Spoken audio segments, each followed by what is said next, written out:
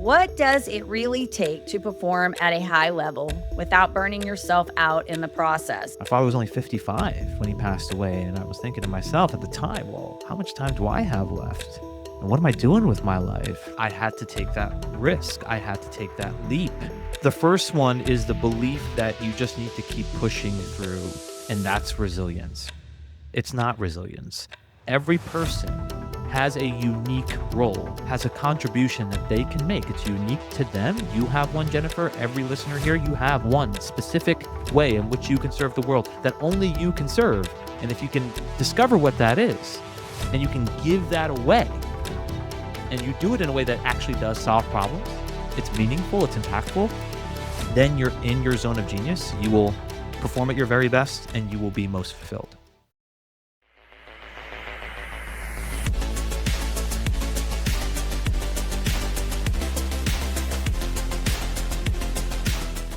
Welcome to another episode of the Starter Girlz Podcast, where girls isn't about gender, it's about grit. We celebrate the dreamers, the builders, and the difference makers bold enough to start. I'm your host, Jennifer Loehding, and wherever you are tuning in today, we are so glad to have you. All right, so here we are, another fabulous episode. So excited about my guest, and I am going to open up with this today. What does it really take to perform at a high level without burning yourself out in the process? Because for a lot of people, success comes with pressure, stress, and the constant feeling of having to keep up. And eventually something starts to give. My guest today is someone who's lived inside that world at the highest level and now helps others navigate it differently with more clarity, resilience, and intention. And so you guys are going to get to hear from him in just a few minutes. But before we do that, you know the drill. We need to do a quick shout out to our sponsor. This episode is brought to you by Walt Mills Productions.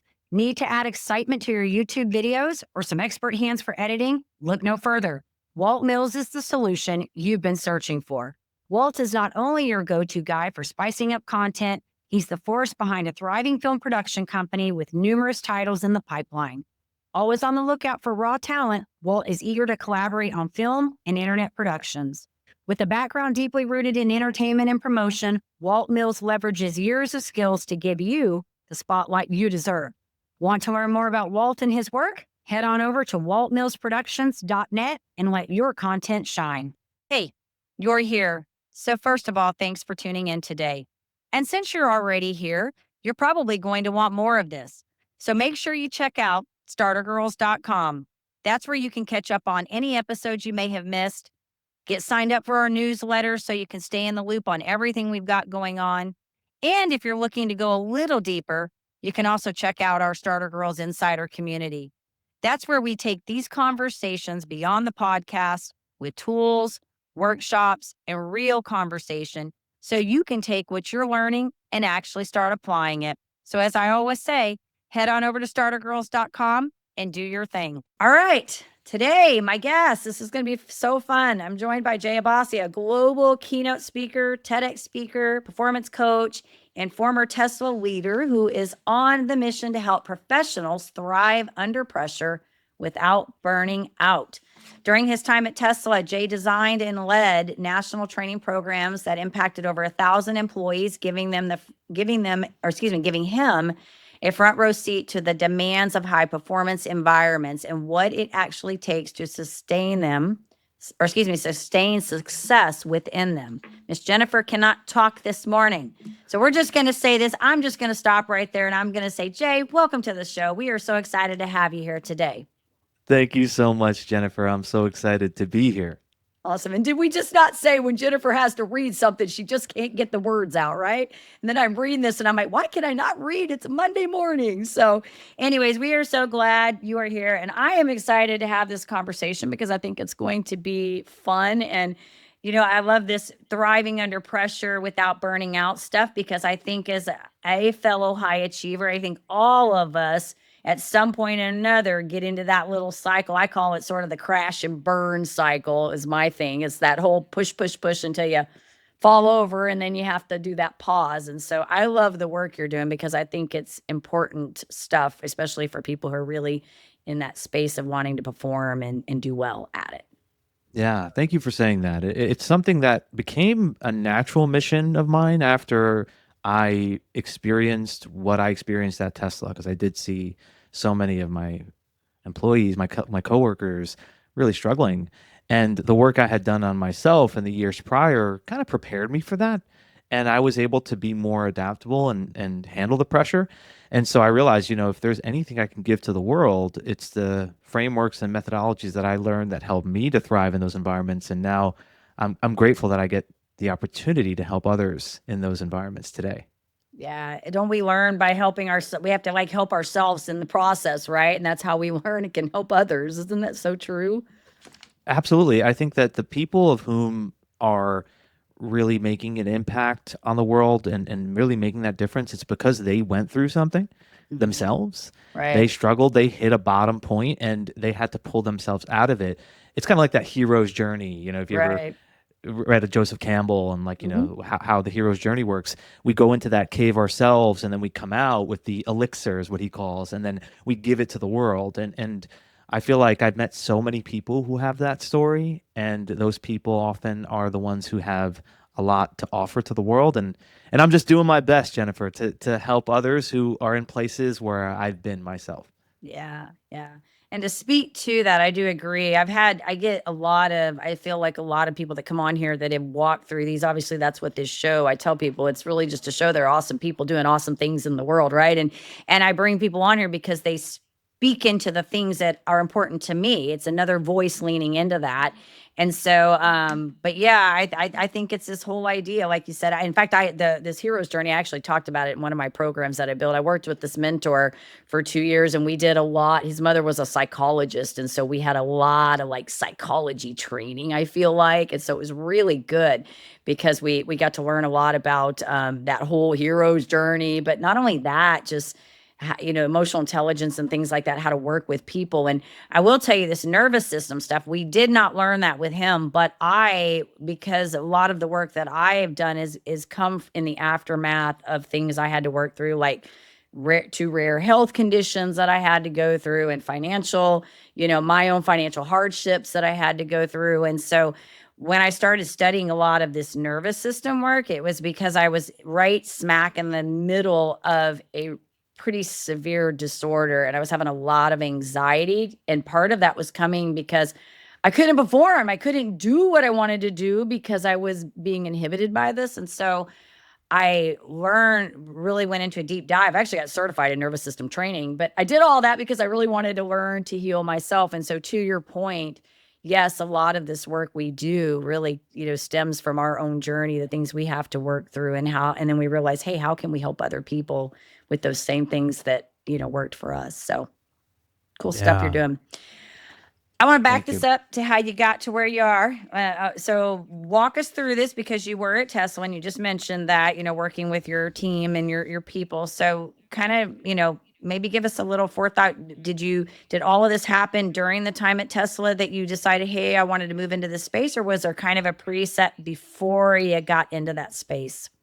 Yeah, that's a really good question. I think the desire to want to serve the way I serve now definitely came in way before even joining Tesla. For me, if I go back all the way to where it's led me to this journey to want to learn about how to be more resilient and how to manage stress and how to be a high performer without suffering the pitfalls of burnout, it all started from a personal tragedy. It was when I lost my father unexpectedly. So it was a heart attack. He wasn't sick. He didn't have anything that would give us a sign that he was going to face something like this. And it was just such a shock to me. It was Yeah, dealing with the grief of it, Jennifer, and then also just waking up to my mortality. right. My father was only 55 when he passed away. And I was thinking to myself at the time, well, how much time do I have left? And what am I doing with my life? Well, why am I living the way I was living back then, which was just go, go, go. Don't think about my health. Don't think about my well being. Just do the best that I could possibly do, make as much money as I can, build my career, all these things. Yeah. And I learned after that experience a better way. I really studied neuroscience, mindfulness. I studied ways in which we can perform in these environments where there's so much change because I realized that was an environment that I really wanted to be in. Then I joined Tesla, And then during that time, the seed was kind of planted and it was growing. And I was like, I'd love to be able to offer this message out to the world. And when I left Tesla, initially I thought, maybe I'll go back into a 9 to 5 job. I thought about it, but Jennifer, every interview I went on, it just felt wrong. I just felt like, nah, I can't do this. There was intuition screaming from deep within me, not this, don't do this. Right. And I realized that I had to take that risk. I had to take that leap. It took courage. It was not one that didn't have its own fear, but Sure. I took the leap, and I'm so grateful I did, because 7 years later, I've built something that I'm grateful to say is helping people. Yeah, yeah. I mean, I think when you start to learn to kind of trust your intuition and your gut, and I've learned that I was telling the gal that I spoke to before I had an episode before I did yours, and I told her, I said, like, my word for 2026 is pause. It's just really pause, because as an achiever, I think we were actually talking about not neurodivergence, so ADHD and all of that stuff. And I'm like, I think my whole family's like riddled, or I don't want to say riddled because it's not a bad thing, but all of us seem to have it. And we got like tabs open here and here and here, which is like, could be total disaster for burnout, right? And so I told her, I said, my word this year, like my big thing is just to pause, like just force myself to just stop for a second in everything. And if I feel like something doesn't feel right, like if I'm going to make a decision, just to go, you know what, this isn't feeling right, I'm just going to pause on this for a minute and give myself, maybe 24 to 48 hours just to think. And, if I wake up tomorrow and I'm still feeling that funny feeling, we're just not going to do anything with that right now. You know what I mean? Because I know I feel like I trust myself enough to do that. So good on you for doing that, because I think I would have been doing the same thing. Somebody told me I had to be somewhere at 8 a.m. in the morning. I'd be like, no, not going to happen. Yeah, I guess, you kind of get to that point in life where you can trust your intuition. Well, you can listen Yeah. to it more. You can Yeah. hear it more. You can feel more. Then you can trust it more. Right. And I think that's what happened to me. And I will say that things like something like meditation, which has been a game changer in my life, Yeah. helped me to be able to be more in touch with my intuition, to be able to have those moments of pause, Jennifer, like you were just saying, Yeah. and not just go from one task to another, which is often what we're doing. I do it too sometimes. Yeah. I sometimes find myself, I'm on my phone, I look at this and I check my email, then right, and it's like you don't have a moment of pause. Right. So it takes training. I use that word with intention, training, to be able to remind yourself, I need to pause here. I need to think about, how do I feel right now in this moment? Where's my attention going, and what would be the best use of my time? And if you can do that and train your mind that way, then even those who have those kind of conditions of ADHD, I'm firmly a believer that it will not inhibit you. If anything, No. it could be something that can be of benefit to you, because I do think people who have that hyperactivity can actually be really productive if they channel it. Yeah, I agree. Yeah, I think it is. It's really, you learn to navigate. That's really what it is. You learn to find where your strengths are and you navigate within those areas. And you also know where you maybe aren't as, I guess, strong in an area, and then you learn to navigate that as well too. But we were getting a chuckle about it. It was just actually kind of funny, because I think sometimes we do try to make ourselves feel bad for doing all those things. And sometimes you just have to look at it and go, okay, this person is this way, they're a high performer. And if they tend to lean on that side, then they just have to navigate that space, And so it's all good. So working with these leaders, what do you feel like high performers, get wrong with performance and pressure? Like, what do you feel like I mean, you mentioned kind of the go, go, go, go. Is there anything else that you see, Yeah. that causes this burnout? Or what do you see, as versus the people that are actually sustaining it and moving well? Yeah. I could tell you 3 things that come to my mind immediately. The first one is the belief that you just need to keep pushing through, and that's resilience. That's not. It's not resilience. So to say that, okay, I just need to keep going even though I'm feeling overwhelmed, I'm feeling stressed, and that to me is that hustle culture that we Yeah. hear so much about. That's a wrong approach. So that's the first thing. The second thing is when people say things like, I know I should be having more time for pausing. I know I should have more opportunities that I give to myself to recharge, take care of myself physically, mentally, emotionally, but I just don't have the time. Right. I just don't have the time. And I have compassion for that, because I've been there and I know what that's like. But the analogy I often give with this, Jennifer, is of the cell phone. If Mm, your cell phone is running all the apps, you got the navigation going, you got YouTube right. on, you got music Yeah. playing, what happens to the battery? Drains. Yeah. It drains. So it means that you actually just need to charge it more in that season. Mhm. So, in other words, when the demand increases for us, rather than saying, well, in this season, I don't have the time to, it should be the complete opposite. I need to make more time for it to recharge my batteries. When I say that, though, I'm careful not to then suggest, and this is the third one, that we need to reduce our stress. That's not the approach that I recommend. Yeah. The recent research on stress suggests that reduction of stress or attempts to relieve stress are not the best approach. The best thing you can do is change your perspective on stress. If you see stress as something that's helpful, if you see it as something that's beneficial, you're able to better deal with it. So, in the moments where you're feeling stress, high demand, pressure, if you can just acknowledge that it's there, then be curious as to what it's really telling you. So, that moment of pause, like you were saying, so I acknowledge it and then I'm Mhm. curious, okay, what is this actually telling me? What are my options here? What is this leading me towards? And then you channel that energy into something positive. That's the best way to be resilient. So I think a lot of people believe stress is bad and wrong, and I disagree with them. Stress is great.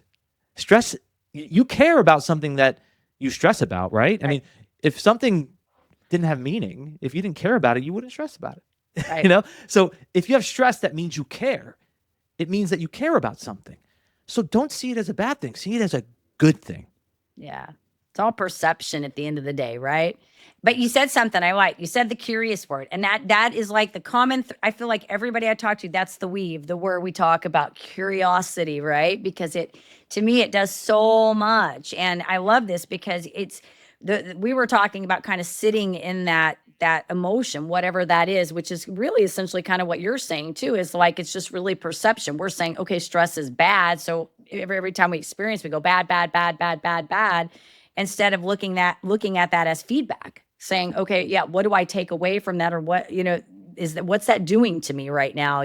So I love this because it is so important. It gets back to, what we were talking about earlier, my other guest about expecting challenges. It's not really a matter of if, it's just a matter of when. Your job is to figure out how to navigate that, right? How to deal with that, sit in it, be okay, and learn from it. But we have for so long, I think, told ourselves we can't do that.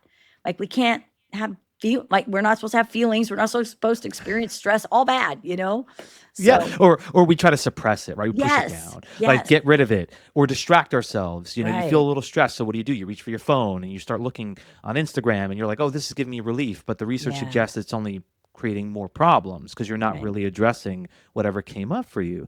And so, yeah, you use three words I often bring up, which is learn from it. Learn from it. What can I learn from this? What can I learn from this disruptive emotion? And here's the other thing, Jennifer. I mean, think about your life and experiences where you grew, where you developed. Were they experiences that were delightful and No, pleasurable? never. No, of course not. Right? None of us Doesn't ever happen that grow. way.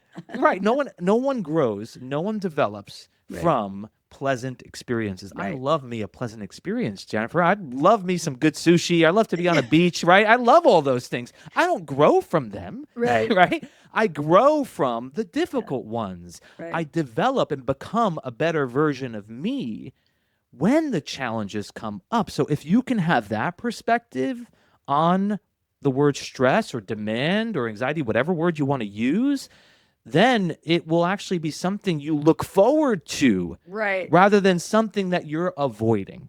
Yeah, yeah. That was so true. But you said something earlier that I think is really good too, this pushing through like the continue. And you know what that is will be honest, that is an area that I have to tell myself sometimes because And I don't know if that's just a stubborn quality or if that's just really the high performer, mindset of push through and do it. Because I tell you, I have to laugh at myself sometimes because just even on this podcast, I mean, let's talk about this podcast because I've gotten really good. I can teach people how to pretty much do a low budget podcast from top to bottom. But I tell you what, I do them thumbnails sometimes. And you know what, Jay? Me and them thumbnails will go downtown and I have to tell myself because I keep wanting to push through to get those things. And finally, yesterday, I'm like, Chat GPT, help, I'm done. Because that resilience, that wanting to keep pushing and keep pushing, to do so. And sometimes I'm like, really? Now, all joking aside, sometimes it's just a matter of you keep pushing to do things, whether it be you're working on that or something else and you just want to keep doing it. And you have to just tell yourself, stop doing that. You're spending too much time on something, What you just said there, Jennifer, is really, I think, the key, which is you have to tell yourself, you said, right? You have to tell yourself. Yeah. So what we're saying is there's an internal dialogue that needs to happen. Now, how you have that internal dialogue is important. Right. Because so often, what is the internal dialogue? The internal dialogue is like, oh, shut up and just push through. Do it anyway. Just do it. Like, what are you complaining about? It needs to get done, right? That's how we talk to ourselves. Right. Or then we get into this spiral of, you know what? You should take a break. You're never taking a break. And there's a fight that's happening within yourself. And none of that is useful. You want to have that dialogue within yourself, but you want to do so in the same way you would have a dialogue with someone you love, someone that you really care about. I often invite people to imagine, think of a child that you love dearly, whether it's your own child, a nephew, a niece, a child of a good friend of yours. And if that child came over to you crying, screaming, upset, Jennifer, what would be the first thing that you did? You would probably console them, hug them. Console them and hug them. That's the first thing that you would do. Then afterwards, you would use that C word that you mentioned, right? You would be curious. Hey, what's coming up for you? What's happening here? And then you would listen. You would listen to whatever that child's going through, and then you would invite the child to look at it from a different perspective. This is something we know naturally to do for others, but we don't do it for ourselves. So I would invite anybody who, in that moment where you're feeling that pressure, you're kind of getting into it with yourself, treat yourself the way you would treat a child that you love dearly. Yeah, it's awesome. So Jay, your work, obviously you're, working with these big, organizations and stuff. So is most of what you do, are you doing individual coaching, more group or more speaking, like presentation type engagements? Or is it really just kind of a blend of everything? The majority of what I do, Jennifer, is speaking. So keynotes and workshops. So I love being able to share a message to a large audience and be able to make it fun and interactive and include some ways to create some games and clever ways to get the audience involved. I also really love like a small intimate group. Sometimes I just did one recently with 14 people were in the room, and it was 2 days of a deep dive into resilience and leadership and how we communicate, and it was incredible. And the people were so they got so much from it. I could tell from what they were saying afterwards to the results we got after from the workshop. And on occasion, I do one-on-one coaching. It's not as much as it used to be because the speaking has kind of taken on a life of its own. But every now and then I do still offer one-on-one coaching. Yeah. I say that too. And it's funny. And I think it's mostly just because for me, it's like, I feel like I do more presentation type stuff. And then I do have another business, but I just feel like for me, it's just, I can be more effective. I like being in front of more people because I feel like there's more, maybe it's just the energy. I like the energy and the interactiveness of it. And I just feel like I'm more effective. And, it's funny, I taught aerobics for many years. And, and when I was in Mary Kay, I had to do presentations. And I really came to like, I just felt I could be more effective when I had the group because people sort of feed off of each other and the energy tends to kind of magnify when you have groups of people in space occupying the same space. You know what I mean? So I occasionally do some, but that's why I was asking you, where your work is centering. So on your workshops and stuff, what is your big? You kind of mentioned resilience. Although you're doing more like leaning into the nervous system. Do you have like specific things like I'm talking about emotional intelligence here, nervous system here? Or do you just have like your one main thing that you sort of kind of go across the spectrum on? Yeah, I think the one word that I would use is adaptability. Adaptability. That's good. Adaptability. Yeah. Yeah, because I think that in a world where the change is happening at such a rate we've never seen before, we Yeah. have AI, we have robotics, we have people Right. saying, "Am I going to lose my job to this? And how do I deal with it?" People want things to be like they were, but the reality is, Jennifer, they're not going to be the way No. they were. It's going to Yeah. evolve faster and faster and faster. So what Yeah. we want is to be able to train ourselves to be more adaptable, and then also to lead others in a way that they're more adaptable. And what you were just sharing, by the way, about your own story with the presentation and your style and what you feel works Yeah. best for you. I went through kind of a transition or transformation a few years ago. So I Okay. back in 2020, we had COVID, right? That was Right. 2020. And I was doing a lot of coaching because there was no events anywhere, right? Right. It was just Right. We were all coaching. Yes. yes, virtual Yep. one-on-one Zoom Yeah. calls. And I loved it for a little while, but Jennifer, I missed being around people. I missed the energy of a room. Yeah. I missed it so much. And so I decided after COVID kind of was in the rearview mirror to make a shift in my business. And it wasn't easy. It kind of felt like starting over, you know? Yeah. And I decided though that that's the direction I want to go in. I feel like that's where I can add the most value and that will be the most fulfilling. So yeah, there's been multiple stages, I guess, from when I Hmm. left corporate to when I started coaching to when I got back into speaking to where I am now. Yeah, and that is, and you know what's really great though is I think when you find where you thrive because you are naturally wherever you thrive, you're gonna be the most effective. It's like it's if you're in an area where you're not enjoying what you're doing or you're just not really utilizing your strengths in a way to make a difference because I believe that I always tell you I feel like there's two real ways to thrive. I mean there's more, but these are like my two main things. It's do what you love and serve others. Find a way to take what you enjoy doing and find a way to give it back to somebody else because when you pair those things up, it's like you're living in your values, right? You're getting Mhm. to do the thing, you're utilizing your strengths, you're getting to help other people, which adds value to our lives. You just really can't go wrong. And so even if you're not in a place where you're fully doing what you want, if you can figure out a way, I think, in that area to use your strengths for the good of other people, I feel like it just puts you in a really great place. You know what I mean? And obviously, there are other things we have to consider, but I just feel like you can't go wrong when you're in that space. So it's beautiful that we get to do those things that we want to do every day because that's what I say. Somebody asked me one day, Jay, they're like, hey, do you think you're going to be podcasting? Like, okay, I'm in my 50s too now. So somebody's asked me, you think you're going to be podcasting when you're like, older? And I'm like, I don't know. Maybe I'll be standing in front of Walmart and I'll be a greeter. I don't know.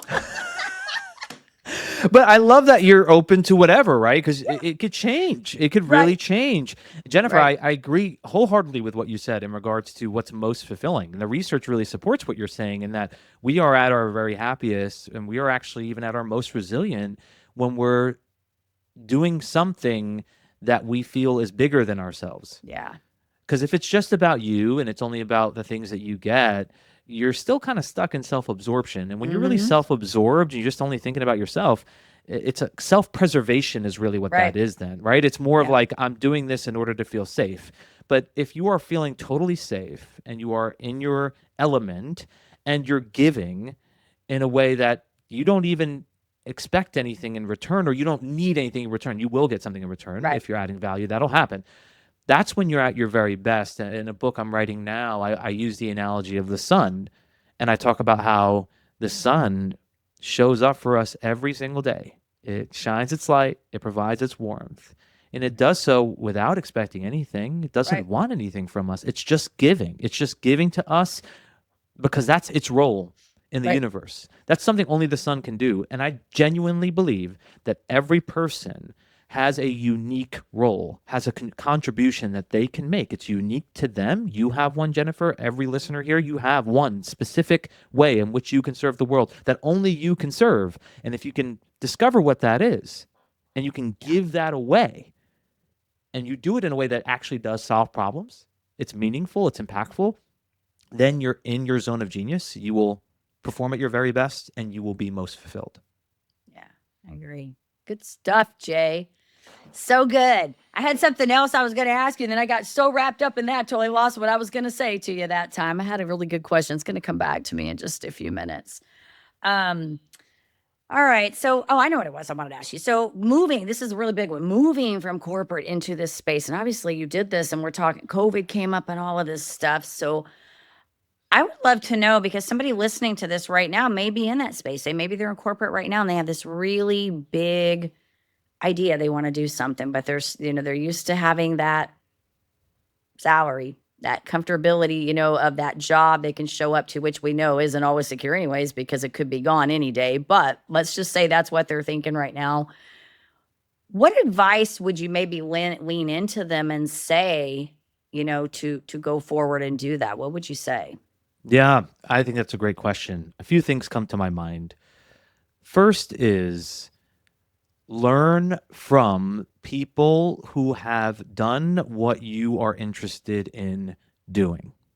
That's the most effective means to Yeah. be able to succeed in the shortest amount of time. So, whatever it is, let's say you're thinking, okay, I want to be a consultant in human resources for small to medium sized businesses. I just made that up. Okay, find someone who's done that, who's achieving, who's succeeded in that exact space. Reach out to them, LinkedIn, whatever means, and have a conversation. You'll be surprised how many people are willing to help you, who want to help you. You know how many people have reached out to me, Jennifer, asked me like, Jay, I'm thinking about being a speaker. I'm thinking about being a coach. And like, do you have a few minutes? I always say yes. I always say yes, because I'd love to help somebody else who wants to make a positive impact on others, who want to do something similar to what I'm doing. Let me help you. And so I'd say that's one. Speak to someone who is doing the work that you want to do. One. Two, I do think it's important to look at your finances and really get a sense of where you're at, how much you're spending on a monthly basis, the income that you need, how much a roadway that you have between now and, let's say, when you think this business will succeed. I will say this, Jennifer. I didn't do that. And I wouldn't want people to make my mistake. That's why Yeah. I say Yeah. that. No, it's all Yeah. good. And then the third thing I'd say is like, be prepared to do the thing that is uncomfortable, that Mm, you don't want to do consistently. yeah. What I mean is, if you're someone who's like, I hate sales, or I hate lead generation, or I hate whatever, and like, I don't want to do that. Right. I'm sorry to break the news to you, but unless you are someone who is incredibly famous, Right. who has, your face is on billboards in New York Yeah. City, you're gonna need to do that type of work. So you have to brace for the uncomfortable activities that few people are willing to do. So if you can do those consistently, then your success is inevitable. Yeah. It was all good. No, and I agree with you. It's just you got to show up to do You got to right. You got show to up. show up. And if it was pleasant and comfortable to do, everyone would do it, right? Yeah. I mean, Right. yeah, that's why this is called the road less traveled. Yeah. Most people, hey, they want, I often use the analogy of, it sounds kind of awful actually now I'm thinking about it, but it's like, okay, a bird that's in a nest where the Yeah. mother comes and feeds the baby bird, Right. right? It's kind of like a 9 to 5. And not Yeah. to suggest that's negative. It's just No. someone's feeding you, right? I Right. mean, someone's Right. feeding you. It's comfortable. You're in that nest, right? And somebody comes and brings you food. That's Yeah. wonderful. But if you want to be the hunter, Yeah. you have to go out into the jungle, right? You have like You you got to want be to the be lion. you got to be the lion. Yeah, you got to get out there. You Yeah. think that's easy? That's not. Most people want to stay in the nest. They don't want Right. to do that. You got to venture out and do the thing that is uncomfortable, that's painful, that's creates a lot of resistance, and Yeah. you have to do it. Now, if you take those lessons that we talked about earlier of how you work through stress and Mm-hmm. how you can reinterpret it and reframe it in a way that's positive, then it shouldn't be as difficult than if you Yeah. try to suppress or distract from any of the challenges that you're going to face. Yeah. Jay, I literally have birds in my garage right now, baby birds. I'm not kidding you. We have some mourning doves, not to get off track here, but we have some mourning doves that have permanently this is the dove Airbnb here because they just keep returning to my garage, and I think the babies just fledged out of the nest today. But we had that going on with mama bird. I had to leave my little, like, I would have, when I'm home, I have to leave it open so they can get in and out because you can't move them because they're mourning doves, you know. But I was kind of laughing inside when you're talking about the birds because I'm like, we literally have birds out there doing this and they keep coming back. Like they leave the babies and then the parents come back to my house again. And I'm like, hello, this is not the rental. I need to charge you or stay in my house. But listen, I love your little analogies and like your phone one. I'm like not going to forget that one now when I talk to somebody. When I do these episodes, it's so funny because I always remember little things about, what people do. Like I had a gal come on one day. She was a branding expert. She says people offer the stapler when they want the sandwich in sales. So they're really looking for a sandwich and we'll offer them the stapler. They don't need the stapler. They need to eat, So I remember that one. I had a gal come on. I talk about this one a lot, that she talks about how our strengths find us basically. They show up, And so I'm going to remember your phone analogy about when you have too many apps, because my phone is consistently going dead all the time and I have to plug that darn thing in all the time. So I'm going to be like, okay, Jennifer has too many apps open today. We need to charge her. Right. And you're doing that for your cell phone. You got to do that for you, Jennifer. I will remember it. I'm going to totally remember it. I'll be talking about it now. So keep using those analogies because I think they are really good. I do that. I do them a lot too. I do stories because I feel like people remember stories. I can tell. It's like if I sit down with you for coffee, you say one thing, I probably got 10 people I'm going to tell you a story about that will reinforce what you said. I'm with you 100%. I think stories, analogies, they help us. And also, I'm with you with, learning from others. You've had your podcast for so much longer than mine. We've had it for like a year and a half, but I feel like I'm selfish. What I mean by that is like I get so much from every guest. I feel like I'm the one benefiting more than anybody else.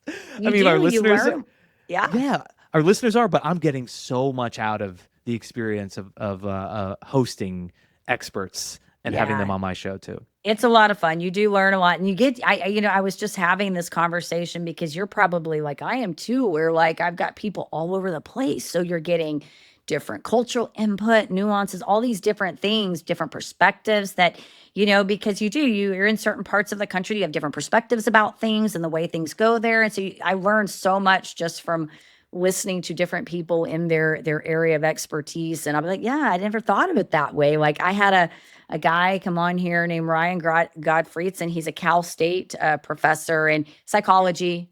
And he was talking about I've referenced him many times because it was so good for those of us who like to use that other side of our brain and actually want sciencey words. He's like, you got your left and right brain. You got your being and your doing. Your being are your accolades and achievements. Your doing is the inner work that you do. We spend a lot of time in our being, but we tend to work on our doing, thinking that's going to build our confidence. Like this whole thing, like I haven't forgotten his dialogue. And so now I'm always like, are we doing the being? Are we on the doing side today? Which one are we working on? We need to be focusing on the being. There's so much fascinating research we have on the brain too.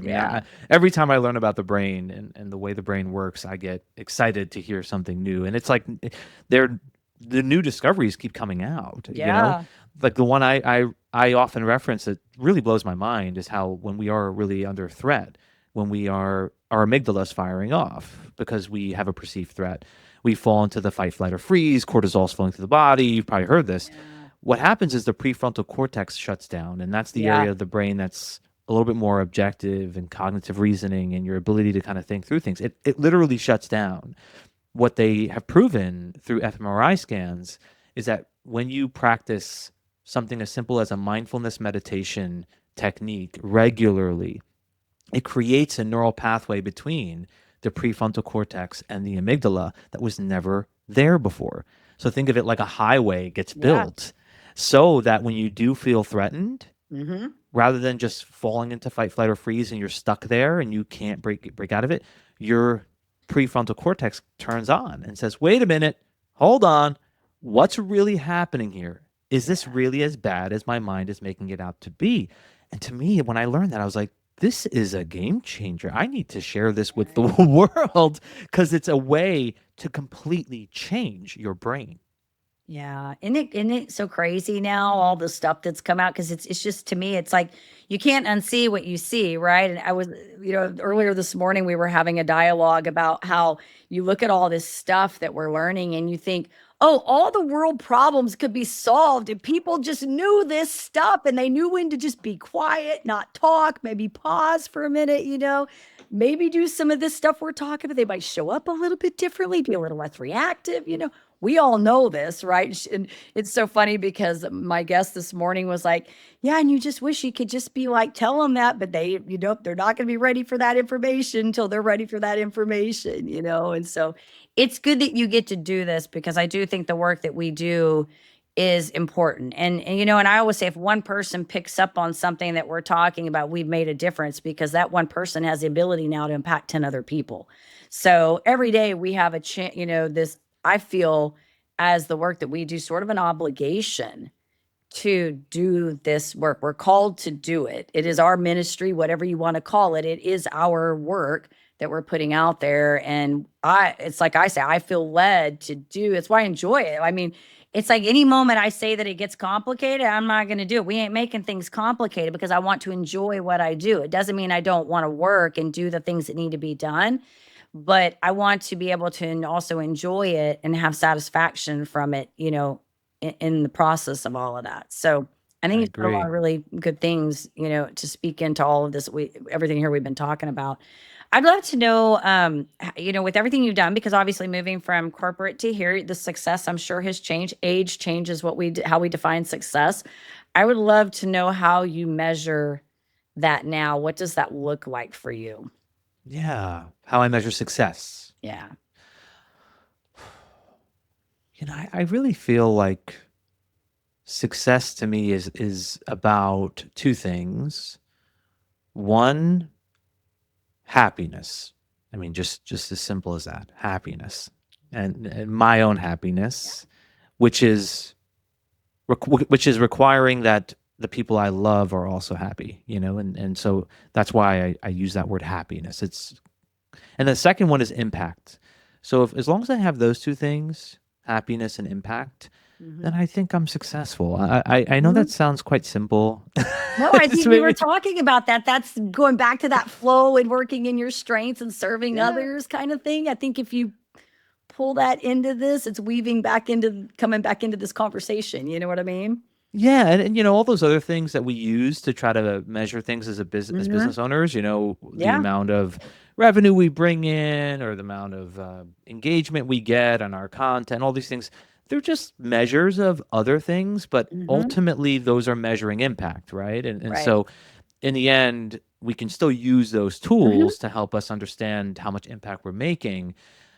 But as you said, if I impacted one person, it was deeply meaningful. I like to use this analogy with that. It's like a ship is in the water, and if I just provided a little bit of breeze to where that ship is now kind of going in a little bit of a different direction, even a small degree, that ship may end up in a completely different destination. Right. And I'm just trying to do that for the different ships that are in the water. And I know that Yeah. Jennifer, you're doing that quite a bit as Yeah. well. That's good. I love it. I love it. Yeah, yeah, one person, I had somebody contact me one time that had heard a episode, and you never really know, the impact. So I'll encourage you to keep doing your podcast too, because you just really never know. You don't hear from a lot of people when you do this kind of the work, whether it be you don't always hear it when you're on the stage. I'm sure you hear more on there, but you don't always hear from everybody when you're doing this work. But I will tell you this, I did have somebody contact me. It was a former client that I had worked with at one point, and he had kind of he was going through some personal things and sort of, I don't want to say fell off the earth because obviously he was still here. He was doing his thing, but we weren't working together any longer.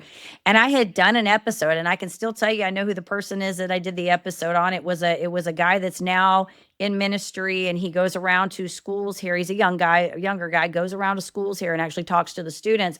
But he had been, I think by the age of 21, had witnessed 21 people die on the streets. And so he'd had a really like kind of a bad, I don't know that his upbringing, but he just had a bad run and he turned himself around. And so I put his story on here. I had met him through somebody else, and they had met at a speaking convention in Florida. And I'm drawing a blank who the convention, when he's the real estate guy, I'm drawing a blank. But anyways, it was speaking convention. They met, so I was introduced through a mutual connection.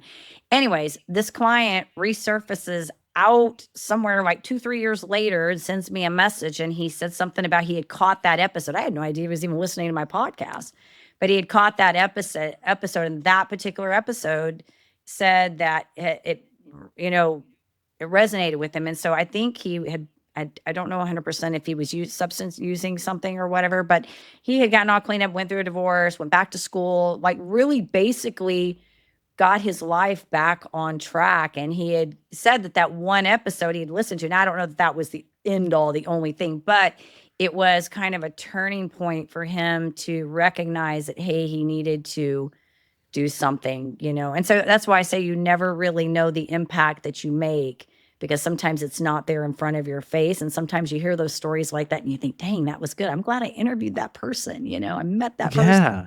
Yeah. Well, So, that's amazing. That's yeah. inspiring and that's wonderful. And I would say, Jennifer, when we get that kind of feedback, because like you said, it can be kind of lonely, right? When you don't have any, reflect on it, remind yourself of it. I feel like I have to do that sometimes myself, because you're putting all these messages out there and you're like, is this really affecting any, am I actually helping? Yes, yes. And I It have to go is. back. Right. But I have to sometimes go back and read something that someone wrote, or read a text message I got.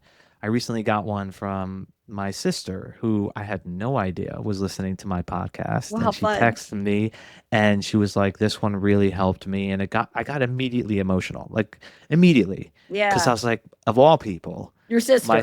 my sister is telling me that my Yeah. podcast is having an impact on her. And it was really powerful and it's motivating. And that, ties in, I think, to resilience. When we can get that feedback and remind ourselves of the effect that we're having on others, it helps us to work through challenges for sure. Yeah. All right. Well, I have a fun question I want to ask you about your TEDx speaking, because that's not something I've done before. So, and I have lots of friends that have been in that space. So tell us a little bit of that, like what that was like preparation, what you had to do. And was it just you got up there and you're like, I got this? Or tell us, because there may be somebody right now going, let's just say this. I'm sure there are plenty of people listening to this that are afraid to do any kind of public speaking, because that's like the number one fear, I think, for a lot of people. So I want to hear some feedback from you on that. Yeah, well, it was something I've always wanted to do for years. It was always something I had a dream of standing on that red circle and delivering a message. I didn't know what it would be, you're right, but I always knew I wanted to do one. Yeah. And when I decided to do it, it was a year and a half ago when an idea kind of came to me. You go on those walks where you're just kind of letting yourself daydream, and an idea hits you, and that's what happened. And I immediately wrote it down, and I was like, okay, this could be the basis of my talk. Now I've have a ton of speaking experience, so for me, speaking in front of an audience is not something that's too scary. But I'll just tell you my process and then what I would recommend. So I went into kind of writing an outline, and then went through the application process and looking at different organizers that I thought would put on a good event. And I was fortunate enough to be selected. And in the preparation work, I would record myself. I would watch myself. I would send it to people. Like my wife would watch it. My best friend would watch it. I had a coach that was helping me, and I did a lot of this practice and refining and practice and refining and practice and refining. You have to for something like that. And so it got to a point where it was just so easy for me off of memory to be able to go through that talk. However, it's not like I'm reading a script in my mind. You have to get to a point where it still sounds natural, where you're flowing through it. And so the event came and it went really, really well. I would say for anyone who is considering it, you do have to start with, what is the idea? What is the idea that would be novel, different, transformative, that you wish to share with the world? And keep it really simple, because you only have, roughly 15 minutes to be able to share this idea. So start with that one idea, and then put together a bit of an outline, and then begin practicing as you're, let's say, submitting those applications. So yeah, I'd say that it it it I would encourage people, if you are thinking about doing it, definitely get some public speaking under your belt first. I wouldn't Right, say let right. it start there. Um, but once you have and you have the idea, then go for it. I mean, why not? It is. And so I think you just do it, like and I don't know about you, if you think about even go back to this podcast conversation, like when I first started this show, like I would get on here and I would like rip myself apart. Like I'd be like, why did you say that? And why did you do that? Oh, that was terrible. I I now, Jay, I just laugh at myself because sometimes I will say the stupidest things and I'll be like, that was just dumb. And but then I laugh about it. I'm like, whatever. I don't even care. I'm not even going to delete this out. Like the other day, I think I did a statement. I said today like three times in the same two sentences. I was like, what are you doing? And then I'm just, never mind. I don't even have energy for this. It's going out. Like Yeah, my point to this is you just practice enough that you eventually get to a place, I think, where it sort of just comes comfortable that yes, you still practice if you have something big, but it's like everything you do, you've done it enough that you getting up in front of somebody and talking to a group of people is not like starting over. It's not a brand new thing. right. Well, I would say two things. One, I'm with you. I definitely have listened to some of my podcasts. I'm like, I can't believe I used that. I made up a word. Yeah. Like I made up a word. That word does not exist, and I said that word, and I'm not going to edit No. out what I Let it said. It's roll. just let it Yeah. roll. Let Exactly. it roll. And I think the greatest sign of a good public speaker is if, when you're on that stage, you sound exactly as you do when you're off the stage. Yeah. No, I think that's great. Yeah, because you can't. It reminds me, I had talk about another story. I had a gal on my show that worked. She worked with Tina Turner, and I think she did something for Les Brown. And I remember her saying that when he showed up for this speaking engagement, and he's like, "Who's here today? What do they need?"